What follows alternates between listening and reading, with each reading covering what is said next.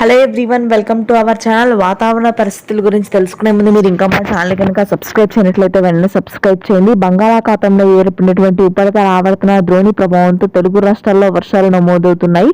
ముఖ్యంగా మనకి తెలంగాణ జిల్లాల్లో అత్యధికంగా అకాల వర్షాలు నమోదవుతాయని వాతావరణ కేంద్రం వెల్లడించింది. అయితే ప్రస్తుతానికి ఉష్ణోగ్రతలు కూడా 44 డిగ్రీల వరకు నమోదయ్యే అవకాశాలు ఉన్నాయి పగటి సమయంలో. ఈ హీట్ వేవ్ వలన తెలుగు రాష్ట్రాల్లో వర్షాలు కురుస్తున్నాయి రాత్రి సమయంలో. అయితే ఈ వర్షాలు గంటకు 40 నుంచి 50 కిలోమీటర్ల వేగంతో భారీ ఈదురుగాలులతో కూడి ఉండడంతో ప్రజలందరూ అప్రమత్తతగా ఉండాలని రైతాంగానికి వాతావరణం హెచ్చరించింది.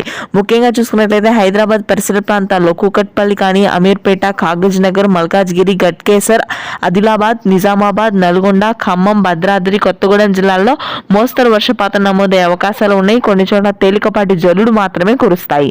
ఉష్ణోగ్రతలు మాత్రం పగటి సమయంలో 42 నుంచి 44 డిగ్రీల వరకు నమోదవ్వనున్నాయి రానున్నటువంటి వారం రోజుల పాటు. ఇక మధ్యాంధ్ర, ఉత్తరాంధ్ర జిల్లాల్లో కూడా తక్కువ వర్షాలే ఉన్నాయి. దాదాపుగా మధ్యాంధ్ర జిల్లాలో పొడి వాతావరణమే కొనసాగుతుంది. ఎటువంటి వర్షాలు నమోదు కావు. ఓన్లీ మధ్య తెలంగాణ జిల్లాల్లో మాత్రమే అకాల వర్షాలు నమోదు కానున్నాయి. ఇది ప్రస్తుతానికి ఉన్న weather update. Thanks for watching this video.